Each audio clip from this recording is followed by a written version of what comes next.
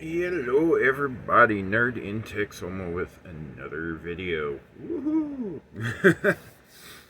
Today's video will be talking about the third and final Seeker, or the original Seekers, in the Walmart's reissue of the Generation 1 Transformers the Movie action figures.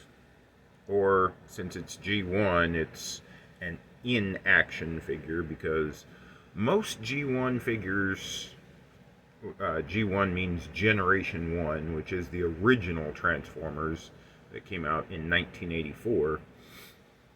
Unfortunately, most of them have very limited articulation. They're pretty much known for being bricks. They have a robot form, they have a vehicle form. That's it. In robot form, they are best just, standing there because they're stiff.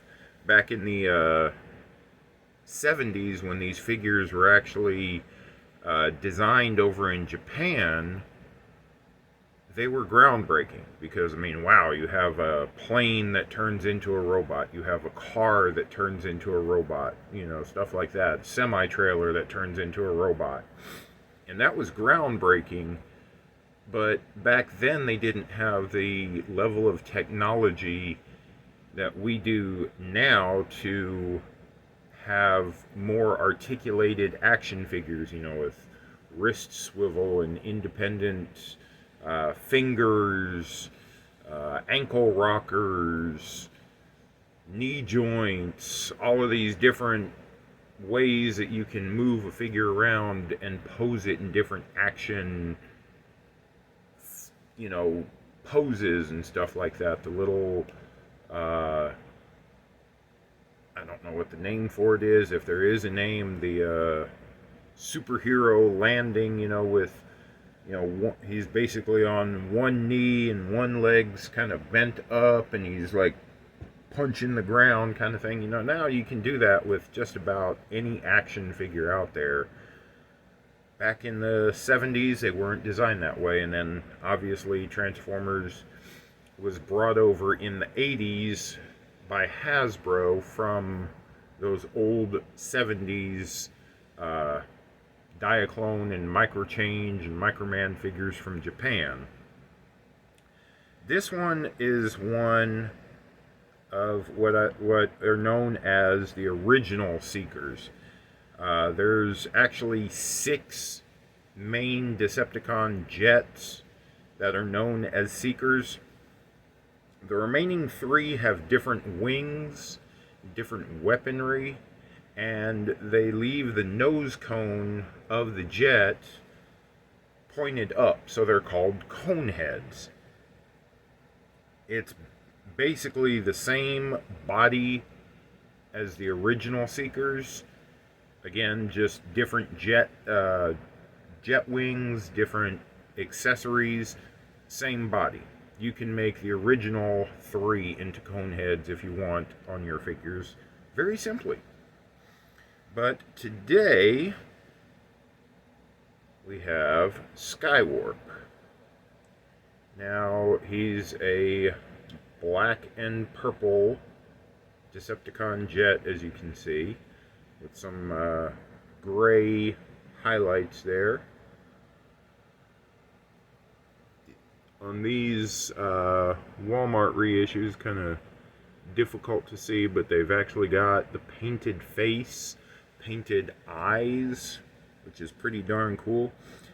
Now, in the Transformers the Movie re-release line that Walmart's doing, they're not including the stickers that normally came with these figures, because they're opting to do a more cartoon accurate paint job, which, again, back in the 80s, animated series and cartoons were hand drawn. There wasn't, any sort of computer enhancements and stuff like that. So a lot of the details were left out for simplicity's sake of drawing this cartoon so you can, you know, meet your production schedule and everything. And the stickers just added extra detail on the actual figure itself that oftentimes was missing out of the cartoon series. So when I transform them and show them off in jet mode, you'll see that. And like I said, this is the third and final of these jets, and most likely out of the Transformers the movie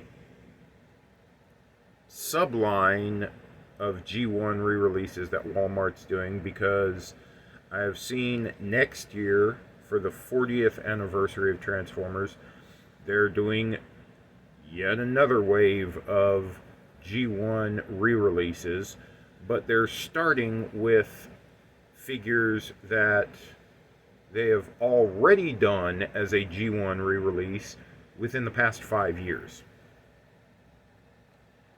Which, to me, there's so many other figures out there that you could do. I understand you have to go by what molds are available and, you know, what the factories can make, but golly, you know, do we have to have the same exact figure over and over in a constant, endless loop? Apparently so with Walmart. Now, some could say that for the Seekers also, because basically all of these Decepticon jets like this that are known as the Seekers are just the same figure over and over, recolored into a different character.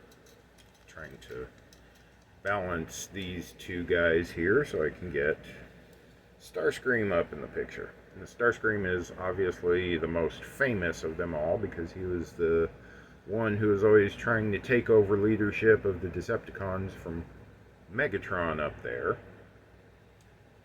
But we've got Starscream, we've got Skywarp, and we've got Thundercracker. Like I say, if you look at them, it's the exact same figure, just recolored, you know, to make a new character in the series.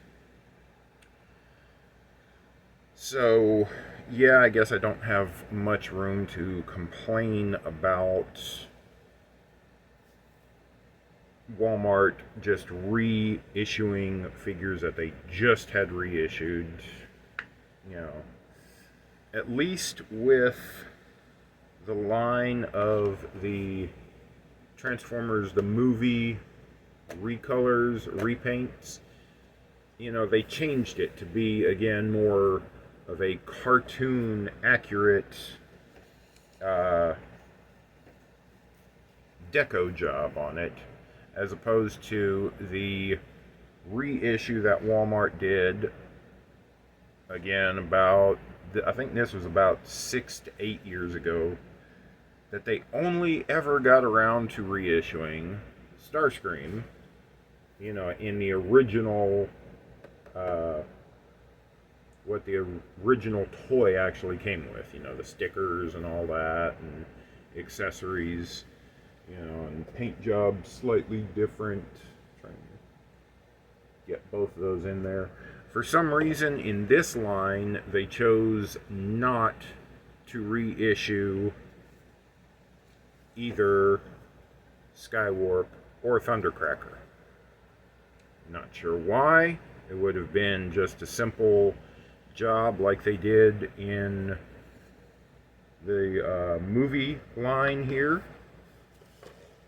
where again, same figure, just recolored, you know, swap out the colors from blue to purple, you know, from the red and the gray silverish to black, you know, and then do it again to, you know, gray and blue. Not sure why they chose not to do that, but for whatever reason, they did. Now, if you've seen my previous reviews and videos on this channel about the Starscream and the Thundercracker, both of these, which I picked up earlier this year, basically, I mean, there's not much different to say about Skywarp. Like I've said, you know, same mold, same figure, same accessories, just come as, you know, in a different color scheme. Now these are based off of the earlier 2000s Japanese re-releases, so there are a few differences between these figures and original G1s. The main difference is the fist. On these guys,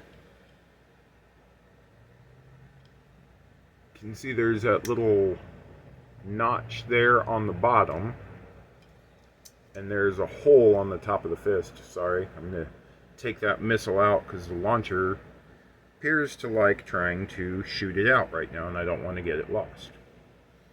Now what that hole and that little peg on the bottom is for is, over on this hand, you can see he's holding a little Megatron in pistol mode, and that is accommodated, so there's a little, you know, little plug hole there that goes into the hole there, and then, you know, of course there's a little hole on there that goes into that post on the bottom there, so you can hold Megatron.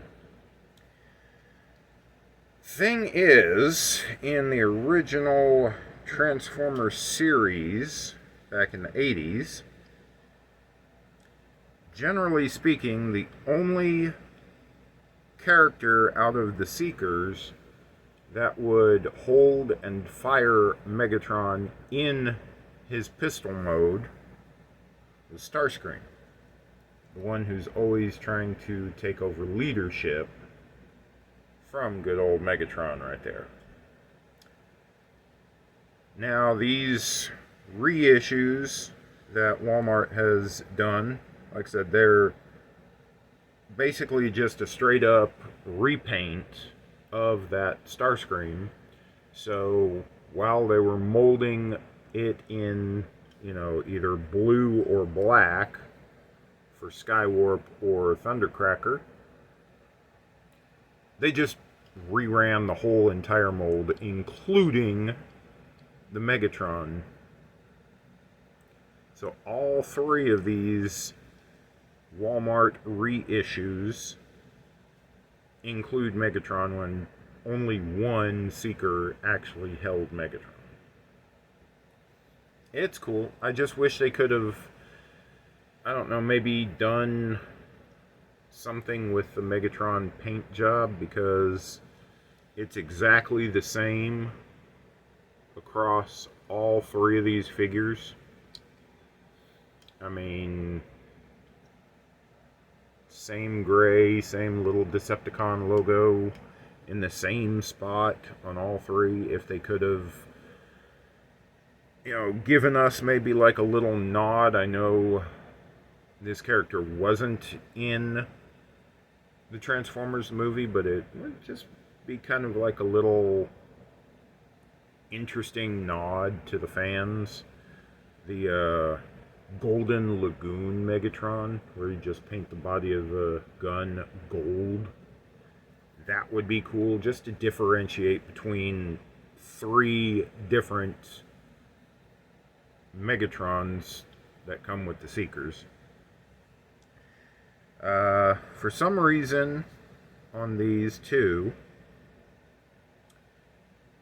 one of the launchers on each one of these seem to be very touchy and want to just fire off on its own. Now, these launchers are nowhere near as powerful as they were in the 80s, because toy safety standards have changed quite a bit since then.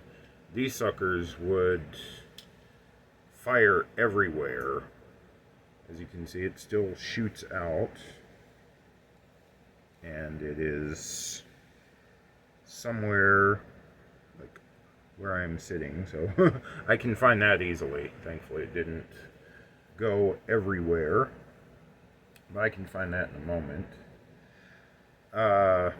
And also what they did is, on the missiles, they've made them longer. And I don't quite understand how having a longer projectile is supposed to be safer than having a short projectile. Somehow in toy safety regulations, that's what they came up with, and that's what we get these days. So we've got that.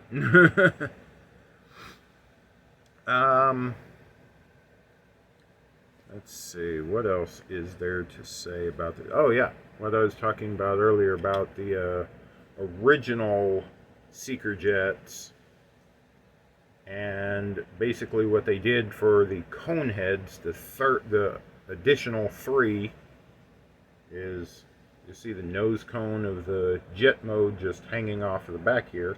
For the Seekers, all I did is say transform it that way, to where this part does not fold down on the back. They gave the Seekers, the second set of 3 Seekers, different wings, so the plane mode looked a little bit different. But yeah, it's basically the same exact figure. They're known for being what is called parts formers, because again, back in the 80s they didn't have the ways to design things that we do now. Most action figures and most Transformers these days, you know, the fist will fold up into the figure somehow. The launchers may still have to come off, you know, and attach differently or be set aside, but the figure as a whole pretty much stayed one piece. The Seekers here are among some of the worst parts formers, and in complete condition for original ones, they can command a pretty high price, because just simply of so many different parts that can be lost, that are easily lost. The fists, the launchers, the wings actually come off. Again, the stabilizer wings. There's a little landing gear that most of us learn to put inside the chest here, because that opens up the little cockpit area, and it's the perfect size to hold that landing gear. That is one of the trickiest parts to find original on a Seeker jet, because it is so tiny. But a lot of these parts get lost very easily, and as such you can get the body, the Seeker jet body, pretty darn cheap on eBay, because it's going to cost you an arm and a leg. Haha, yes, cost you an arm and a leg to find all of the individual parts to complete the figure here. So since I've got all 3 of them set out here, I'm going to pause the video. I'm going to transform them into jet mode so y'all can see them in jet mode, and I'll go over that. So hang on just a bit and I'll be right back. Alright, everybody. Took a few minutes to get them into their jet modes because they are parts formers, and I would like to not lose all their little parts. So that's why, before I transformed them into jet mode, I took off all of their missiles out of their launchers because I don't want them flying around and getting lost. Same thing with the fists. There's no place to put them on the jet. You know, all the other parts, they pop off, they go right back on. Those parts, there's no place for them. So, again, we'll go back to Skywarp here, since he's the main character we're talking about or showcasing in this video. He is a black jet. I believe this is the boy, don't hate on me. F-14 or F-15. But fighter jet mode. You'll see he's got all the pinstriping, which is actually painted on. It's not a sticker. He's got his Decepticon logos, all that. On the bottom side, it's kind of messy like it almost always is. The one kind of cool thing is these square, I guess, peg holes on his chest in robot mode. They actually made, when they made this little Megatron figure, they made a little square attachment that will fit into that peg hole, so you can have your little Megatron being carried by the jet of your choice in vehicle mode. Again, this is one of those things that is inaccurate to the cartoon series, because the only Seeker jet in the cartoon series in G1 to carry Megatron in such a way was Starscream. But again, since all of these are just repaints of the Starscream mold, and Walmart is just basically re-releasing, you know, a different colored Starscream with each of these figures, they're giving us all of the same parts. So here we have Thundercracker again. Same thing, same jet and everything, same Megatron. One thing that I find interesting about these figures is that you can walk into pretty much any Walmart in the United States and still find these Megatrons, these Starscreams with Megatron, for the shelf price.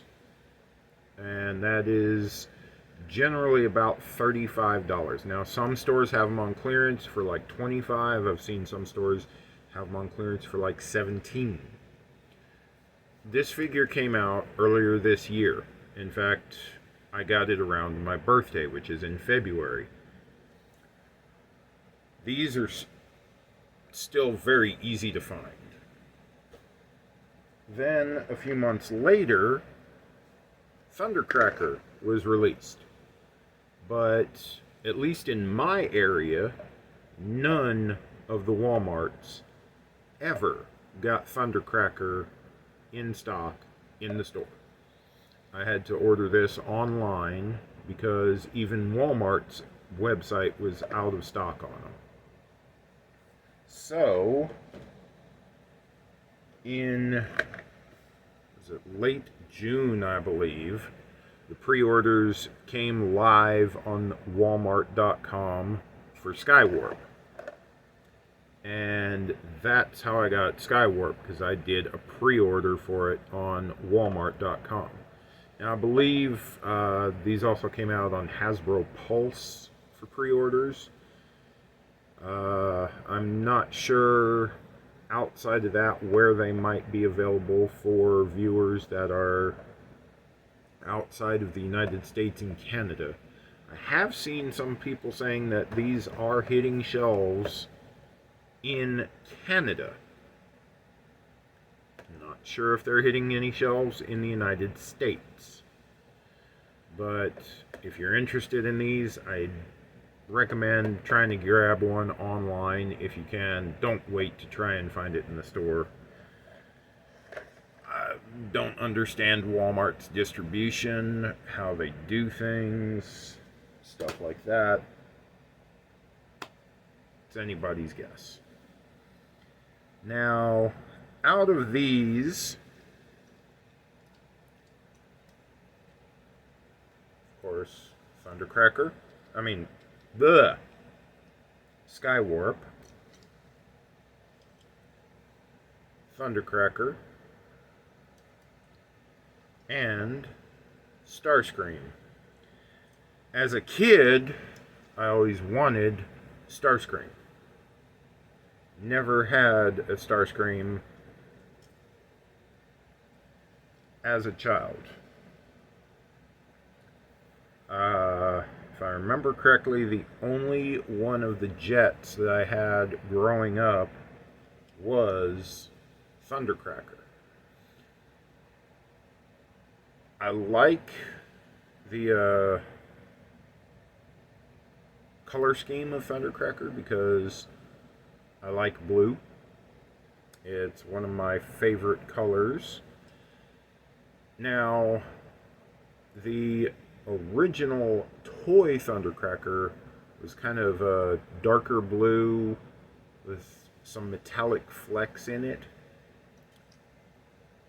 I don't know, I'm kind of on the fence about which version of Thundercracker I like best, the light blue or the darker blue. Both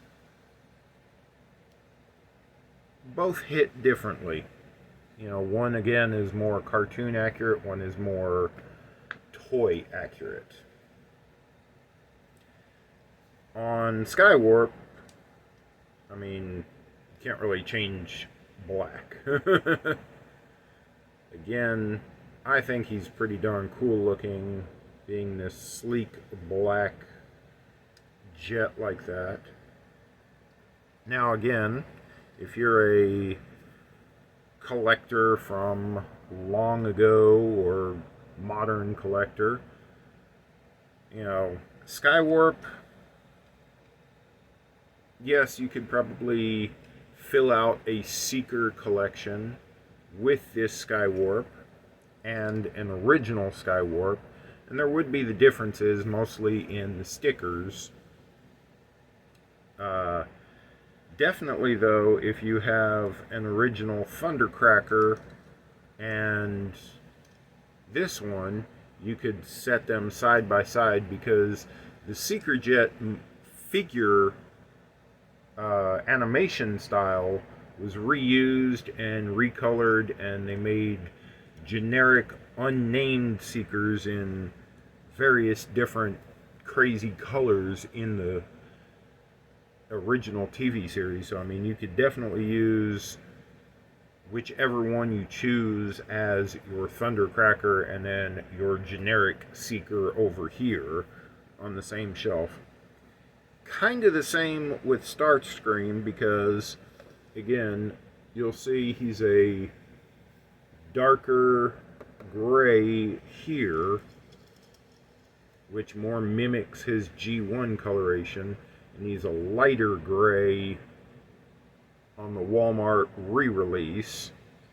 So, you know, you could definitely bulk out your Seeker Jet army with these. You know, have some fun with it if you're into that type of thing. If you're not, hey, you know, to each their own. But I hope y'all have enjoyed this video, and I will see y'all in the next one. Take it easy, y'all. Bye.